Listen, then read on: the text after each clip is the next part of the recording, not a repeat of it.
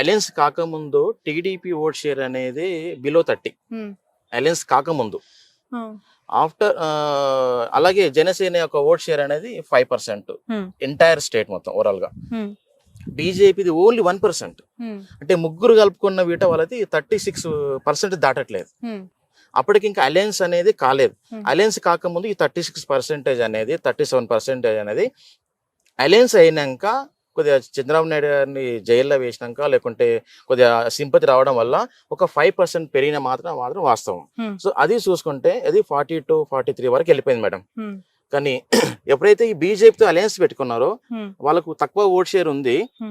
ఆ తక్కువ vote share అనేది అలయన్స్ కావడం యాక్చువల్గా ఏంటంటే అలయన్స్ కన్నా ముందు ముస్లిమ్స్ అనేది 60-40 ఆ రేషియోలు ఉండే. వైసీపీకి ఎక్కువ ఉండే, టీడీపీకి తక్కువ ఉండే. కానీ ఎప్పుడైతే అలయన్స్ పెట్టుకున్నారో బీజేపీ తోటి సమ్ కమ్యూనిటీ 2-3 కమ్యూనిటీస్ అనేది టోటల్ గా డిస్ అయిపోయింది. ఎట్లంటే ఇప్పుడు 70-80-20 లేకుంటే 70-30 అన్న రేషియోలో వచ్చేసినాయి అన్నమాట కొన్ని కమ్యూనిటీస్ అన్నమాట. లైక్ ఈ క్రిస్టియన్స్ కావచ్చు, లేకుంటే ముస్లిమ్స్ కావచ్చు. ఈ కమ్యూనిటీస్ అనేది కొద్దిగా ఎక్కువ పర్సెంటేజ్ అనేది తగ్గిపోయింది మరి టీడీపీ ఓట్ షేర్ అనేది.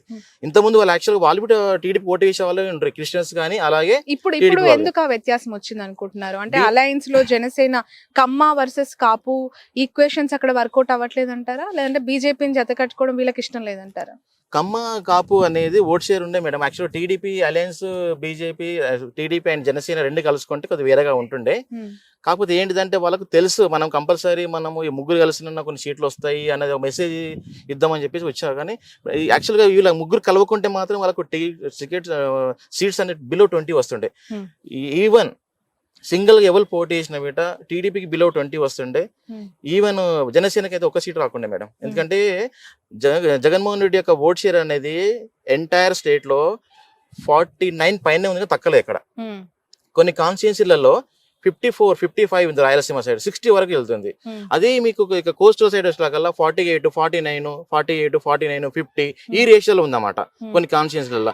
అదే నీకు ఎస్టీ కమ్యూనిటీ ఎక్కడైతే అసెంబ్లీ కాన్స్టిట్యున్సీ ఉందో అక్కడ 55 వరకు వెళ్తుంది జగన్మోహన్ రెడ్డిది. అలాగే ఎస్టీ కాన్స్టిట్యున్సీ ఉంది అనుకోండి, అక్కడ 52 వరకు వెళ్తుంది. సో ఇక్కడ కొన్ని కమ్యూనిటీ అంటే కొన్ని బేస్ అంటే క్యాస్ట్ వైజ్ చూసుకుంటే ఇప్పుడు ఎస్టీ కానీ ఎస్సీ కాన్స్టిట్యూన్సీలలో కొద్దిగా పర్సెంటేజ్ అనేది ఓట్ షేర్ చాలా పెరిగిపోయింది. అది రాయలసీమ అయితే ఇంకెక్కువ, ఈ కోస్టల్ సైడ్ అంటే కల్లా 49 అబోనే ఉందామంటే ఎక్కడ వీటి తక్కువ లేదు మేడం. Mainly total right. చాలా ఇంపార్టెంట్ కాన్స్టిట్యున్సీస్ ఏపీలో చెప్పుకోవాలంటే కుప్పం, హిందూపూరు, మంగళగిరి, పిఠాపురం. యాక్చువల్గా నేను అసెంబ్లీ వైజ్ చెప్పొద్దు అనుకున్నా మేడం, కొన్ని మీరు అడిగారు కాబట్టి. ప్రజెంట్ అయితే నారాలోకి ఎస్ఆర్కి అయితే ఈజీగా ఉంది వెన్ను కావడానికి ఇప్పటి వరకు అయితే. ఈ రోజు వరకు ఇంకా 25 days 30 days టైం ఉన్న వీట అతను గెలవడానికి ఎక్కువ అవకాశాలు చాలా ఉన్నాయి. కుప్పంలో వీట సార్కే ఉంది, చంద్రబాబు నాయుడు గారికి. పిఠాపురం మాత్రం కొంచెం టఫ్ ఉంది మేడం. ఆ పిఠాపురం ఇప్పుడే మనం చెక్ చేయలేం మేడం, ఎందుకంటే అది మనము అక్కడ ఒక 5-6 times సర్వే చేస్తే గానీ ఆ మూడ్స్ తెలియదు మేడం. ఎందుకంటే రోజుకు మారిపోతుంటది. అంటే వీళ్ళు చేసే ప్రచారం బట్టి, వీళ్ళు ఇచ్చే కమ్యూనిటీ బట్టి, వీళ్ళు ఇచ్చే మేనిఫెస్టో బట్టి పబ్లిక్ అనేది ఇంకా స్టిల్ అక్కడ ఇంకా డిసైడ్ కాలేదు మేడం. పర్టికులర్ ఓట్ షేర్ అనేది ఇంకా ప్రజెంట్ అయితే పర్టికులర్ పిఠాపురం మాత్రం టఫ్ ఉంది మేడం. ఓకే. ఇప్పుడు ఏబీపీ సి ఓటర్ లాంటి అనేక సంస్థలు అక్కడ నేషనల్ లో ఇచ్చిన సర్వే సంస్థలు కూటమి అధికారంలోకి వస్తుంది అని ఇచ్చారు. బట్ మీరు ఎలాంటి అథెంటిక్ మెథడాలజీ యూజ్ చేశారు? మీరు ఎందుకు మళ్ళీ వైసీపీ వస్తుంది అని చెప్పారు? వాళ్ళకి మీకున్న వ్యత్యాసాలు ఏంటి మేడం? నాది టోటల్గా ఏంటిదంటే నేషనల్ ఛానల్స్ వాళ్ళు ఏంటిదంటే వాళ్ళు కొద్దిగా పర్టికులర్ కాన్స్టిట్యున్సీ మాత్రం సెలెక్ట్ చేసుకుంటారు మేడం. వాళ్ళు కొన్ని కాన్స్టిట్యున్సీ చేస్తారు, ఎంటైర్ స్టేట్ చేయరు మేడం. ఫస్ట్ ఆఫ్ ఆల్ వాళ్ళు నేనేంటిదంటే ఎంటైర్ స్టేట్ చేస్తాను. నా శాంపుల్ చాలా పెద్దది, బయట చెప్పలేను, చాలా పెద్ద శాంపుల్ చేస్తాను. అలాగే ఈ నేషనల్ ఛానల్ వాళ్ళు ఏంటిదంటే కొన్ని సెలెక్ట్ చేసిన 15-20 అసెంబ్లీస్ తీసుకుంటారు. ఆ 20 అసెంబ్లీస్ ని మొత్తం డివైడెడ్ స్టేట్ మొత్తం చేస్తారు అనమాట. వాళ్ళ sample wise 200 per assembly, 150 per assembly, 300 per assembly అలాగే ఉంటుంది. నాది ఏంటిదంటే ఒక కాన్స్టిట్యున్సీలో నేను 10,000 శాంపుల్ చేస్తాను మేడం. నేను అట్లా చేస్తాను. ఒక కాన్స్టిట్యున్సీలో ఒక 1000, 2000, 5000 ఇట్లా డిఫరెంట్ కాన్స్టిట్యున్సీ ఒక అసెంబ్లీని 2-3 times చేయడం ఇవన్నీ చేస్తూనే ఉంటుంటాం.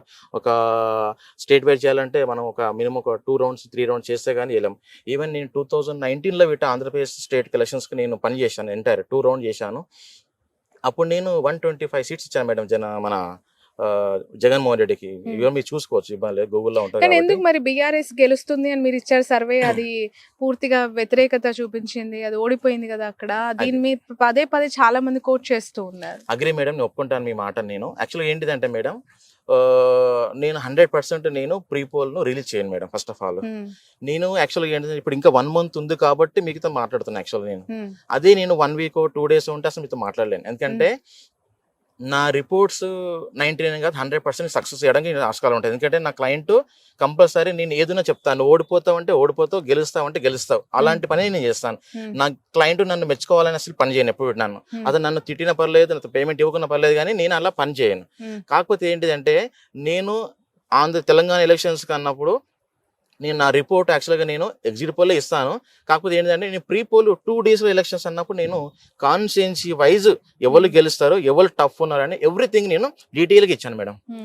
నా సర్వేను ఒక పెద్ద కంపెనీ, ఇండియా లెవెల్లో పనిచేసే పెద్ద కంపెనీ, ఆల్రెడీ తెలంగాణలో ఒక పార్టీకి పనిచేస్తున్న కంపెనీ కంపేర్ చేశారు వాళ్ళ నా సర్వే వాళ్ళ సర్వే కంపేర్ చేసి ఎక్కడైతే టఫ్ ఉన్నదో అక్కడ వాళ్ళు ఫుల్ పేజ్ గా పనిచేసిండ్రు.